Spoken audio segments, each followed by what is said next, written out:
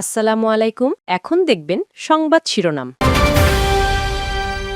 চট্টগ্রামের ৩ আসনে বিএনপির প্রার্থী বদল, গণ অধিকার পরিষদ ছেড়ে ধানের শীষের হয়ে লড়বেন রাশেদ খান। সংস্কার কমিশনের দেয়া কোনো প্রস্তাবই বাস্তবায়ন করেনি সরকার। বিজেসি সম্মেলনে অসন্তোষ, সম্প্রচার ও প্রেস কমিশন অধ্যাদেশ বাস্তবায়নের অঙ্গীকার উপদেষ্টার। কেরানীগঞ্জে বিস্ফোরণে উড়ে গেল মাদ্রাসার কক্ষ, নারী শিশু সহ আহত ৪, জড়িত থাকার অভিযোগে ৩ জনকে আটক করেছে পুলিশ। ওসমান হাদিকে হত্যার বিচারের দাবিতে শাহবাগে ইনকিলাব মঞ্চের অবস্থান কর্মসূচি অব্যাহত। চট্টগ্রামে দেয়ালিকা গ্রাফিতি এঁকে প্রতিবাদ। এতক্ষণ দেখছিলেন সংবাদ শিরোনাম, এখন দেখবেন বিস্তারিত। চট্টগ্রামের ৩ সংসদীয় আসনে ঘোষিত প্রার্থী পরিবর্তন করে চূড়ান্ত মনোনয়ন দিয়েছে বিএনপি। এতে সীতাকুণ্ড ও চট্টগ্রাম নগরের আংশিক নিয়ে গঠিত চট্টগ্রাম ৪ আসনে মনোনয়ন পেয়েছেন বিএনপি চেয়ারপারসনের উপদেষ্টা মণ্ডলীর সদস্য মোহাম্মদ আসলাম চৌধুরী। পাহাড়তলী, হালিশহর, চট্টগ্রাম ১০ আসনে প্রয়াত নেতা আব্দুল্লাহ আল নোমানের ছেলে সাইদ আল নোমান চূড়ান্ত মনোনয়ন পেয়েছেন। অন্যদিকে চট্টগ্রাম বন্দর, পতেঙ্গা, চট্টগ্রাম ১১ আসনে নির্বাচন করবেন বিএনপির স্থায়ী কমিটির সদস্য আমির খসরু মাহমুদ চৌধুরী। গণ অধিকার পরিষদ ছেড়ে আসা বিএনপিতে যোগ দিলেন দলটির সাধারণ সম্পাদক রাশেদ খান। ঝিনাইদহ ৪ আসন থেকে ধানের শীষের হয়ে লড়বেন। তাকে নির্বাচিত করতে নেতাকর্মীদের নির্দেশ দিয়েছেন বিএনপি মহাসচিব মির্জা ফখরুল ইসলাম আলমগীর। তিনি বলেন, তাতে দীর্ঘদিন রাজপথে থাকা তরুণ এই নেতার রাজনৈতিক পথ আরও সমৃদ্ধ হবে। দলের কৌশল মেনে সবাইকে রাশেদ খানের পক্ষে কাজ করার আহ্বান জানিয়েছেন দলটির স্থায়ী কমিটির সদস্য সালাউদ্দিন আহমদ।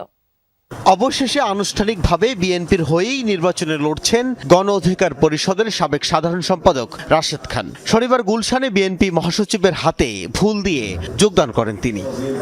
রাশেদ খানের এই আসনটি ঝিনাইদহ জেলার কালীগঞ্জ উপজেলা, ঝিনাইদহ সদর উপজেলার Naldangi union, Ghorashali union, Fursondi union, Maharajpur union নিয়ে গঠিত, যেটা ঝিনাইদহ সদর এবং কালীগঞ্জ থানা। যুগপৎ আন্দোলনে থাকা শরীরদের সঙ্গে আসন সমঝোতা করতে গিয়েই রাশেদ খানকে ঝিনাইদহ ৪ আসন ছেড়ে দিয়েছে বিএনপি।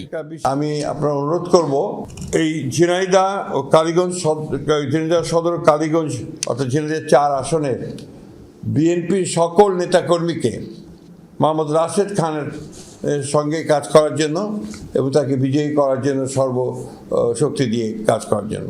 এরকম আরও অনেক সাবেক ছাত্রনেতা যারা এখনো বয়সের তরুণ, তারা জাতি বিনির্মাণে সঠিকভাবে পদক্ষেপ নিতে পারুক এবং সেই জন্য তাদেরকে জাতীয় সংসদ থেকে শুরু করে সমাজের, রাষ্ট্রের। গণমাধ্যম সংস্কার কমিশনের দেয়া একটি প্রস্তাবও বাস্তবায়ন করেনি অন্তর্বর্তী সরকার। সাংবাদিকরা স্বাধীন মত প্রকাশ করতে গিয়ে এখনো আক্রান্ত হচ্ছে। ডেইলি স্টার ও প্রথম আলোতে হামলার পর স্বাধীন সাংবাদিকতার বিষয়টি আবারও সামনে এসেছে। সম্প্রচার সাংবাদিকদের সংগঠন ব্রডকাস্ট জার্নালিস্ট সেন্টার বিজেসির ৬ষ্ঠ সম্মেলনে এমন মন্তব্য সিনিয়র সাংবাদিকদের। এ সময় তথ্য ও সম্প্রচার উপদেষ্টা সৈয়দা রিজওয়ানা হাসান সম্প্রচার কমিশন ও প্রেস কমিশন অধ্যাদেশ বাস্তবায়নের অঙ্গীকার করেন। সম্প্রচার সাংবাদিকদের সংগঠন ব্রডকাস্ট জার্নালিস্ট সেন্টার বিজেসির ৬ষ্ঠ সম্মেলন রাজধানীর সেগুনবাগিচার আন্তর্জাতিক মাতৃভাষা ইনস্টিটিউটের এবারের সম্মেলনের প্রতিপাদ্য ভয়হীন, স্বাধীন, নীতি নির্ভর। সাংবাদিকতার নীতি উন্নয়ন, সাংবাদিকদের কল্যাণ, গণমাধ্যমের স্বাধীনতার প্রশ্নে নিরন্তর লড়াইয়ের আহ্বান সিনিয়র সাংবাদিকদের। ডেইলি স্টার ও প্রথম আলোতে হামলায় ক্ষোভ প্রকাশ করেন তারা। একই সাথে বিগত সরকারের সুবিধাভোগী সাংবাদিকদের হত্যার অভিযোগে জেলে আটকে রাখার সমালোচনাও করা হয়। আপনি জানেন, আমি জানি, সরকার জানে।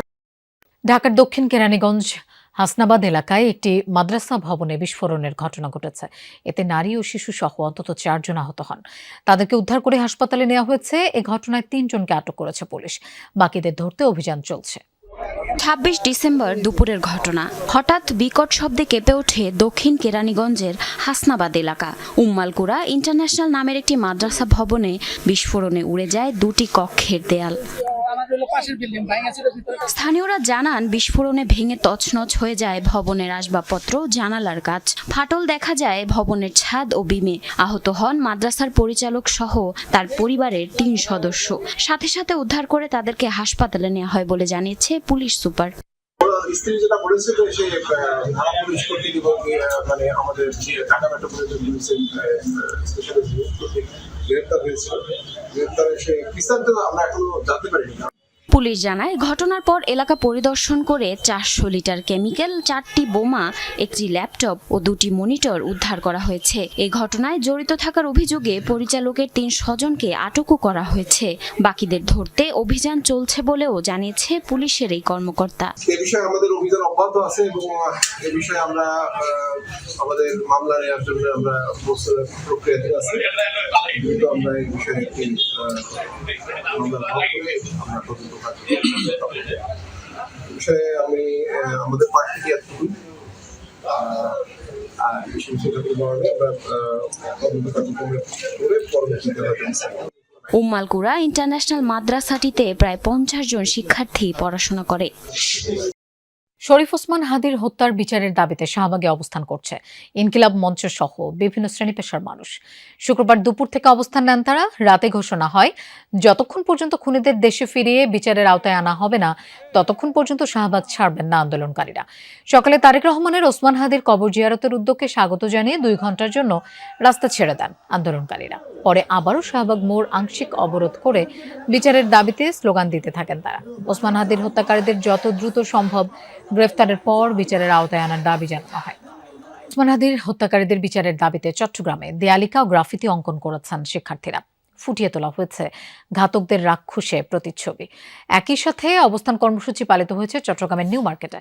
অন্তর্বর্তীকালীন সরকারের কাছে বিচার নিশ্চিতে ঐক্যবদ্ধ ছাত্র জনতা।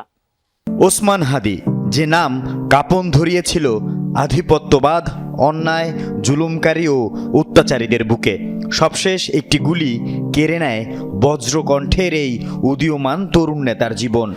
শহীদ ওসমান হাদির খুনের বিচার দাবিতে উত্তাল সারা দেশ। পিছিয়ে নেই চট্টগ্রামের তরুণরাও। দেয়ালে দেয়ালে এঁকেছেন হাদির গ্রাফিতি, চেয়েছে খুনিদের বিচার। শিল্পীর ভাষা, এই দেয়ালিকা, এই গ্রাফিতি, এই লেখা। আমি তো কর্তৃপক্ষ না, এই ইন্টারিম সরকার, তাকেই এই বার্তা দিতে যাচ্ছি যে আমরা হাদি হত্যার বিচার চাই। তোমাদের গল্প আমাদের মঞ্চ সংগঠনের ডাকে চট্টগ্রামের সিআরবি শিরিষতলায় হাদির প্রতিচ্ছবি রংতুলির আঁচড়ে ফুটিয়ে তোলেন শিক্ষার্থীরা। রাক্ষসের আদলে ফুটিয়ে তোলা হয়েছে খুনির চিত্র। রাস্তায় মোটরসাইকেলের তো অবস্থা খুন করে, তো সে কখনো সাধারণ মানুষ হতে পারে না, সে খুনি, এবং সে খুনির ছবিটাই আঁকতে চাইছিলাম। ভারতের অগ্রাসনের প্রতি যে তার যে বিরোধ ছিল, যে প্রতিবাদ ছিল, যে বজ্রকণ্ঠ ছিল, সেটাই আমরা বাংলাদেশের মাঝে তুলে ধরতে চাচ্ছি। এসব দেয়ালিখা ও গ্রাফিতি নজর কাড়ে সাধারণ মানুষের। খুনিদের বিচারের আওতায় আনার দাবি তাদের কণ্ঠেও। হাদি ভাইয়ের মতন ভালো মানুষকে যারা হত্যা করেছে, এরকম হত্যা যেন কারো না কেউ না হয়। হাদি এরকম হত্যা যারা করেছে তার বিচার চাই আমরা। উনাকে যেহেতু হত্যা করেছে, আমরা চাই যারা ওনাকে হত্যা করেছে তাদের জন্য কঠিন একটি শাস্তি হোক। হাদি ভাই যে হত্যা হলো সেই পরিষদ